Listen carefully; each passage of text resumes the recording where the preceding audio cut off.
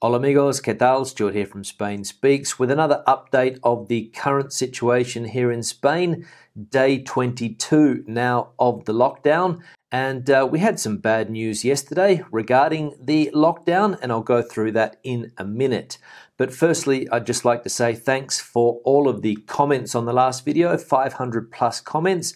So keep those comments coming along. Comments from people from Mexico, Ecuador, Greece, South Africa, Canada, the USA, the UK, basically all over the world. So keep those comments coming through. And I'd like to give a big shout out to a couple of people. One of them donated 20 euros the other day. So thanks for that. And somebody else has bought some of the merchandise that I have down below there. So supporting the channel, which is good to see. So thanks a lot for that. Now, what's been happening in Spain? Well, as we predicted, the lockdown has been extended until April the 26th. President yesterday announced that he was going to seek an extension. Of course, this has to be approved by Congress. And he has also said that he will decree successive states of alarm beyond April 26th. So at the moment, the new one in place until April 26th, but a possibility that more will come into place after that date. Now we can see here that he also said that now is the time for sacrifice and resistance. And another thing interesting that I also saw is that experts believe that Spain will be confined until July. So this is the reality that we have here in Spain at the moment. And we can see here that analysts and international universities deny that we are at the peak. They place it at the end of the month and foresee that the duration of the alert is up to 3 months. So not good news there. So it looks as though we are going to be confined for a lot longer than was initially thought. Another newspaper here has said sine die alarm status or sine die alarm status. Sanchez extends the period of exceptionality, warning that it will be more than 15 days. However, the restrictions will be relaxed after Easter with the reactivation of non-essential production. Now, another piece of information here is that the virus has left 2 million people without income, and these are workers that operate in the black economy. Now remember that Spain is a country that does have a fairly extensive black economy. Not really sure how big it is, but we can see here that 2 million workers who operate in this black economy have been left without income. And it also says that the specific number is not known, but between 2 and 4 million people are totally or partially employed in the underground channels of the economy.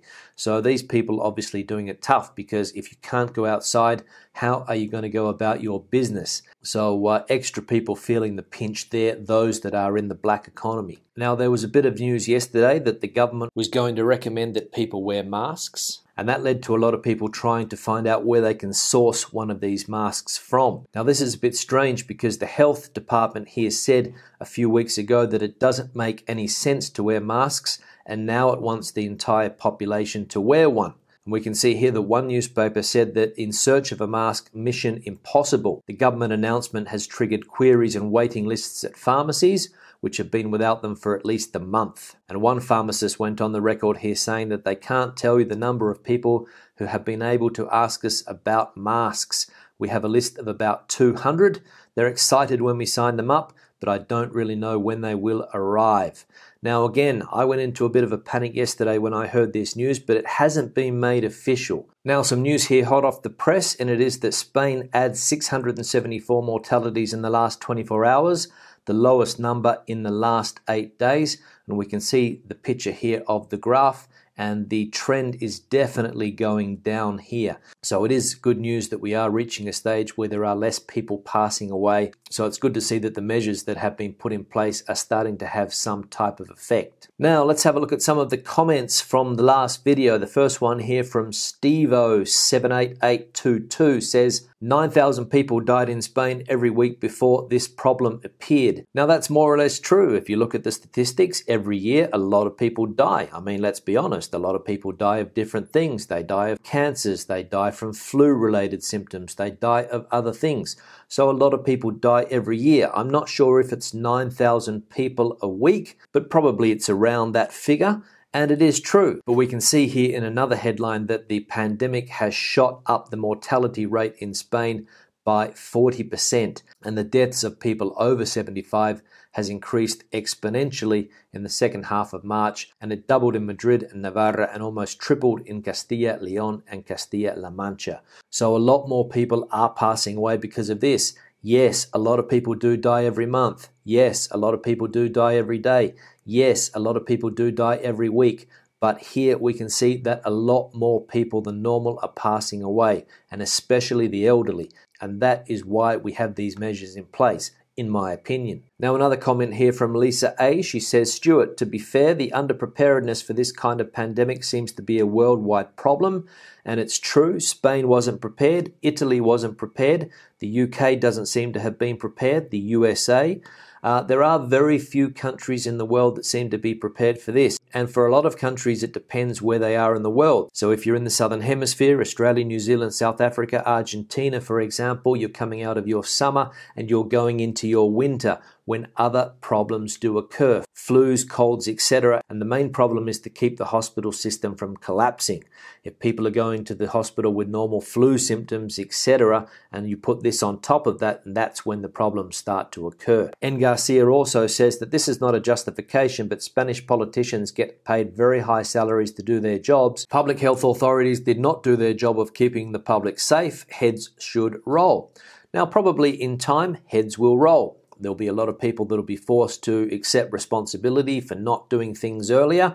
But at the moment, we just have to get through this, in my opinion, and we can ask for political responsibilities in better times. VTMB2 Coming 2020 says, I'm from Barcelona. Right now, I'm quarantined with my mum.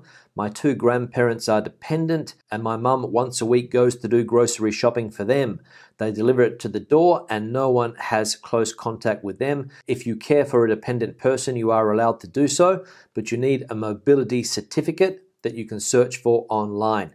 Now, that's the thing here in Spain, that if you do need to do something like this, or if you do need to go to your place of work because you are considered an essential worker, you have to get one of these mobility certificates. So if, for example, in Google you put in Certificado de Movilidad, you will be able to find these certificates, fill one out, and that will give you the okay in case you get stopped by the police or the civil guard or whoever is stopping you at the moment. And if you do need to take care of an elderly person, take food to them, take shopping to them, you have to get one of these certificates, which, as I said, are available online. So check that out. Gary McCarroll says, great video as always, Stuart. Regarding an extension, I agree with the comments of others on this video in the sense that we can't go on like this. Are the government going to continue to extend the lockdown every fortnight?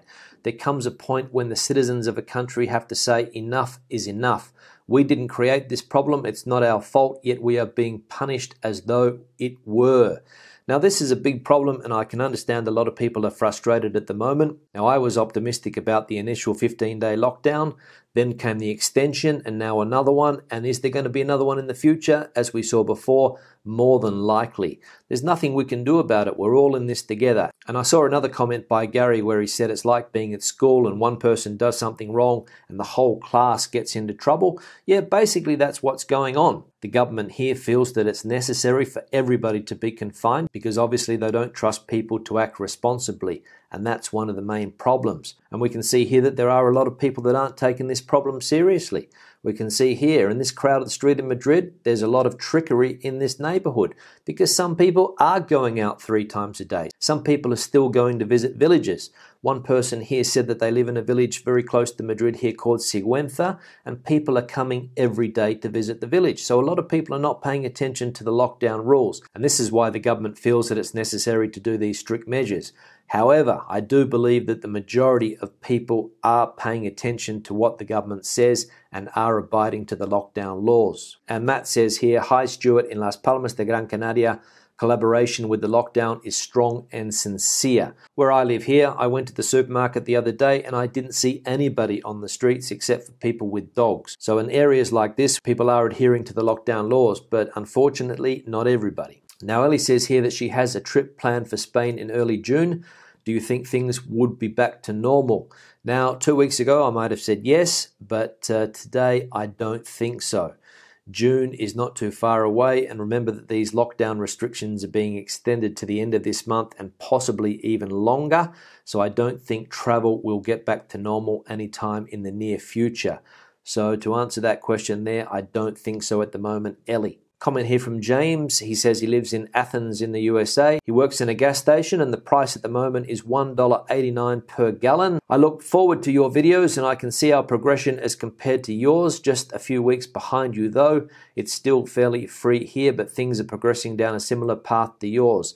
Now, I hope things don't progress down a similar path, to be honest, James. I hope that you're able to have different lockdown laws than we have here. But again, every government is dealing with this in a different way. So hopefully, James, you'll be able to have a little bit more freedom than we have here.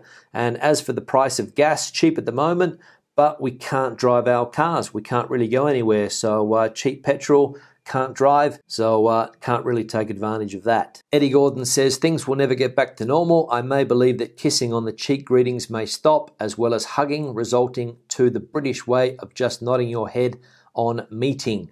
Now, one of the health authorities here said the other day that Spanish people might need to change their greeting habits.